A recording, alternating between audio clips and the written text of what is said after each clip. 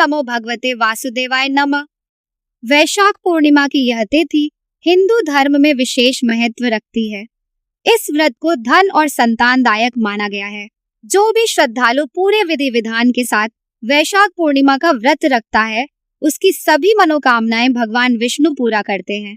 कहा जाता है कि जो कोई भी वैशाख पूर्णिमा के व्रत को कथा के साथ पूरे नियम के साथ पूरा करता है, उसके ऊपर भगवान विष्णु और माता लक्ष्मी की विशेष कृपा होती है। आज के इस वीडियो में हम आपको वैशाख पूर्णिमा की कथा के बारे में विस्तार से बताएंगे।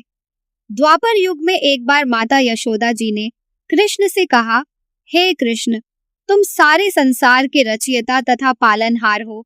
आज कोई ऐसा व्रत मुझसे कहो जिसके करने से मृत्यु लोक में स्त्रियां को विधवा होने का भय न रहे तथा यह व्रत सभी मनुष्यों की मनोकामना पूर्ण करने वाला हो। श्री कृष्ण कहने लगे, हे माता, तुमने अति सुंदर प्रश्न किया है। मैं तुमसे ऐसे ही व्रत को सविस्तार कहता हूँ। सौभाग्य की प्राप्ति के लिए स्त्रियों को 32 पूर्णिमाओं का व्रत करना चाहिए। इससे संतान और सौभाग्य की रक्षा होती है।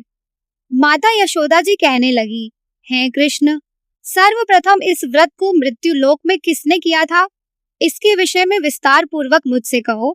श्री कृष्ण जी कहने लगे कि इस भूमंडल पर एक अत्यंत प्रसिद्ध राजा चंद्रहास कांतिका नामक नगर में राज करता था। उसके नगर में एक धनेश्वर नाम का ब्राह्मण भी अपनी पत्नी सुशीला के साथ रहता था। दोनों ही उस नगरी में बड़े प्रेम से साथ रहते थे। इनके घर में किसी प्रकार के धन धान्य आदि की कोई कमी नहीं थी, लेकिन ब्राह्मण की कोई संतान नहीं थी, जिसके कारण दोनों पति पत्नी बहुत दुखी रहते थे। एक बार उस नगर में एक साधु आता है, जो सभी घरों से भिक्षा मांगकर भोजन किया करता था। लेकिन वह साधु धनेश्वर के घर भिक्षा मांगने नहीं जाता था। एक दिन वह साधु गंगा नदी के किनारे भिक्षा मांगकर भोजन कर रहा था। यह देखकर धनेश्वर साधु से बोला, महात्मन, आप सब घरों से भिक्षा लेते हैं, परंतु मेरे घर की भिक्षा कभी भी नहीं लेते। इसका कारण क्या है? साधु ने कहा कि निसंतान के घर की भीख पतितों के अन्न के तुल्य होती है, और जो पतितों का अन्न खाता है वह भी पतित हो जाता है। चूंकि तुम निसंतान हो, अतः पतित हो जाने के भय से मैं तुम्हारे घर की भिक्षा नहीं लेता हूँ। धनेश्वर यह बात सुनकर अपने मन में बहुत दुखी हुआ और हाथ जोड़कर साधु के पैरों पर गिर पड़ा तथा कहने लगा, हे महाराज, यदि ऐसा है तो आप मुझको पुत्र प्राप्ति का उपाय बताइए। आप सर्वज्ञ हैं, मुझ पर अवश्य ही कृपा कीजिए। मैं पुत्र न होने के कारण अत्यंत दुखी हूँ। आप मेरे इस दुख का हरण करें, आप सामर्थ्यवान हैं। यह सुनकर साधु कहने लगे, हे ब्राह्मण, तुम चंडी की आराधना करो।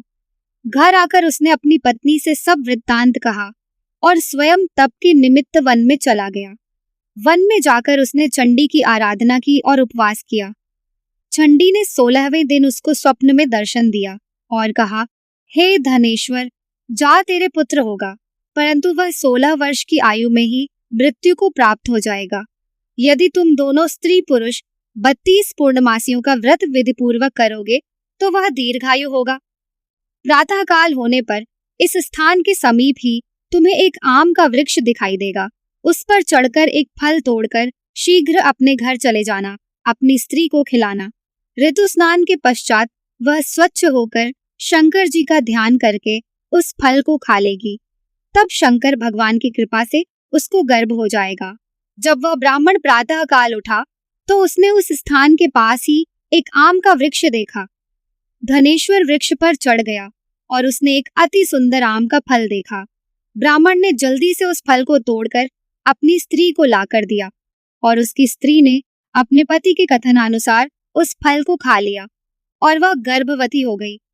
देवी जी की असीम कृपा से उसे एक अत्यंत सुंदर पुत्र उत्पन्न हुआ, जिसका नाम उन्होंने देवीदास रखा। माता पिता के हर्ष के साथ वह बालक बढ़ने लगा। माँ भवानी की कृपा से वह बालक बहुत ही सुंदर, सुशील और पढ़ने में बहुत ही निपुण हो गया। दुर्गा जी की आज्ञानुसार उसकी माता ने 32 पूर्णमासी का व्रत रखना प्रारंभ कर दिया था, जिससे उसका पुत्र बड़ी आयु वाला हो जाए। 16वां वर्ष लगते ही देवीदास के माता पिता को चिंता हुई कि कहीं उनके पुत्र की इस वर्ष मृत्यु न हो जाए। इसलिए उन्होंने अपने मन में विचार किया कि यदि यह दुर्घटना उनके सामने हो गई तो वे कैसे सहन कर सकेंगे। इसलिए उन्होंने देवीदास के मामा को बुलाया और कहा कि हमारी इच्छा है कि देवीदास 1 वर्ष तक काशी में जाकर विद्याध्ययन करे, इसलिए साथ में तुम चले जाओ और 1 वर्ष के पश्चात इसको वापस लेकर आ जाना। सब प्रबंध करके उसके माता पिता ने काशी जाने के लिए देवीदास को एक घोड़े पर बैठाकर उसके मामा को उसके साथ भेज दिया। धनेश्वर ने सपत्नीक अपने पुत्र की मंगल कामना तथा दीर्घायु के लिए भगवती दुर्गा की आराधना और पूर्णमासियों का व्रत करना आरंभ कर दिया। इस प्रकार बराबर 32 पूर्णमासी का व्रत पूरा किया। कुछ समय पश्चात मामा और भांजा मार्ग में रात्रि बिताने के लिए किसी ग्राम में ठहरे हुए थे। उस दिन उस गांव में एक ब्राह्मण की अत्यंत सुंदर, सुशील और गुणवती कन्या का विवाह होने वाला था। जिस धर्मशाला के अंदर वर और उसकी बारात ठहरी हुई थी, उसी धर्मशाला में देवीदास और उसके मामा भी ठहरे हुए थे। उधर कन्या को तेल आदि चढ़ने के बाद जब लग्न का समय आया तो वर की तबीयत खराब हो गई। वर के पिता ने अपने परिवार वालों से विचार विमर्श करके कहा कि यह देवीदास मेरे पुत्र जैसा ही है, मैं इसके साथ लग्न करा दूं और बाद में बाकी सारे काम मेरे बेटे के साथ पूरे हो जाएंगे। ऐसे कहने के बाद वर के पिता देवीदास को मांगने के लिए उसके मामा के पास गए और उन्हें सारी बात बताई। मामा ने कहा कि कन्यादान में जो कुछ भी मिलेगा वो हमें दे दिया जाए। वर के पिता ने बात स्वीकार कर ली। इसके बाद देवीदास का विवाह कन्या के साथ संपन्न हो गया। इसके बाद वह अपनी पत्नी के साथ भोजन न कर सका और मन में विचार करने लगा कि न जाने यह किसकी पत्नी होगी। यह सोचकर उसकी आंखों में आंसू आ गए। तब वधू ने पूछा कि क्या बात है, आप उदास क्यों हैं? तब उसने सारी बातें पत्नी को बता दी। तब कन्या कहने लगी कि यह ब्रह्म विवाह के विपरीत हो कैसे सकता है। देव, ब्राह्मण और अग्नि के सामने मैंने आपको ही अपना पति बनाया है, इसलिए आप ही मेरे पति हैं। मैं आपकी ही पत्नी रहूंगी, किसी अन्य की कदापि नहीं।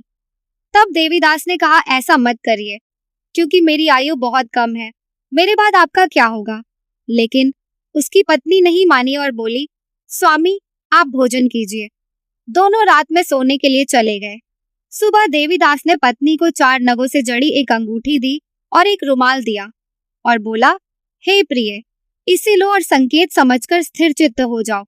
यदि मैं जीवित रहा तो अवश्य वापस आऊंगा, अन्यथा समझ लेना मेरी मृत्यु हो गई है। यह समझाकर वह चला गया। प्रातःकाल होते ही वहां पर गाजे बाजे बजने लगे और जिस समय विवाह के कार्य समाप्त करने के लिए वर तथा सब बाराती मंडप में आए तो कन्या ने वर को भली प्रकार से देखकर अपने पिता से कहा कि यह मेरा पति नहीं है। मेरा पति वही है जिसके साथ रात्रि में मेरा पाणी ग्रहण हुआ था। इसके साथ मेरा विवाह नहीं हुआ है। यदि यह वही है तो यह बताएं कि मैंने इसको क्या दिया है। साथ ही कन्यादान के समय जो आभूषण मिले उन्हें दिखाएं तथा रात में मैंने क्या गुप्त बातें कही थी वह सब सुनाए। पिता ने उसके कथन अनुसार वर को बुलवाया। कन्या की यह सब बातें सुनकर वह कहने लगा कि मैं कुछ नहीं जानता। इसके पश्चात लज्जित होकर वह चला गया और सारी बारात भी अपमानित होकर वहां से लौट गई।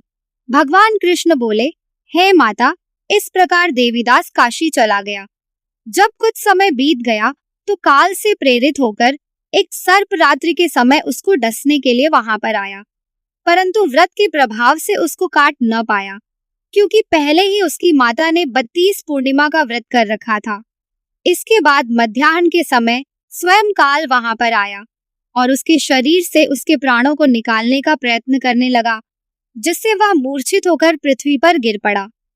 भगवान की कृपा से उसी समय पार्वती जी के साथ भगवान शंकर जी वहां पर आ गए। उसको मूर्छित दशा में देखकर पार्वती जी ने भगवान शंकर से प्रार्थना की कि हे प्रभु, इस बालक की माता ने पहले ही 32 पूर्णिमा के व्रत कर लिए हैं, आप इसको प्राण दे। भगवान शिव ने माता पार्वती के कहने पर भक्त वत्सल भगवान शिव जी ने उसको प्राण दान दे दिया। इस व्रत के प्रभाव से काल को भी पीछे हटना पड़ा और देवीदास स्वस्थ होकर बैठ गया। उधर उसकी स्त्री उसकी प्रतीक्षा किया करती थी। जब 16वां वर्ष व्यतीत हो गया तो देवीदास भी अपने मामा के साथ काशी से चल दिया। इधर उसके ससुर उसको ढूंढने के लिए अपने घर से जाने वाले ही थे कि वह दोनों मामा भांजा वहां पर आ गए। उसको आया देखकर उसका ससुर बड़ी प्रसन्नता के साथ अपने घर में ले आया तथा बाद में खूब धन के साथ अपनी पुत्री को उसके साथ विदा किया। जब वह अपने घर की तरफ चल रहा था तो उसके माता पिता को लोगों ने खबर कर दी, तुम्हारा पुत्र देवीदास अपनी पत्नी और मामा के साथ आ रहा है। ऐसा समाचार सुनकर पहले तो उन्हें विश्वास नहीं हुआ, लेकिन जब देवीदास आया और उसने अपने माता पिता के पैर छुए तो देवीदास के माता पिता ने उनका माथा चूमा और दोनों को अपने सीने से लगा लिया। दोनों के आने की खुशी में धनेश्वर ने बहुत दान दक्षिणा ब्राह्मणों को दी। श्री कृष्ण जी कहने लगे कि इस प्रकार धनेश्वर 32 पूर्णिमाओं के व्रत के प्रभाव से पुत्रवान हो गया। जो भी स्त्रियां इस व्रत को करती हैं, वे जन्म जन्मांतर में वैधव्य का दुख नहीं भोगती और सदैव सौभाग्यवती रहती हैं। यह मेरा वचन है, इसमें कोई संदेह नहीं। यह व्रत पुत्र पौत्रों को देने वाला तथा संपूर्ण मनोकामनाओं को पूर्ण करने वाला है। 32 पूर्णिमाओं के व्रत करने से व्रती की सब इच्छाएं भगवान शिव जी की कृपा से पूर्ण हो जाती हैं। वैशाख पूर्णिमा की यह कथा आपको कैसी लगी, कमेंट कर हमें जरूर बताएं। अगर आपको यह वीडियो पसंद आया हो तो वीडियो को लाइक एवं चैनल को सब्सक्राइब जरूर करें। ऐसे ही धार्मिक वीडियो देखने के लिए जुड़े रहें हमारे साथ।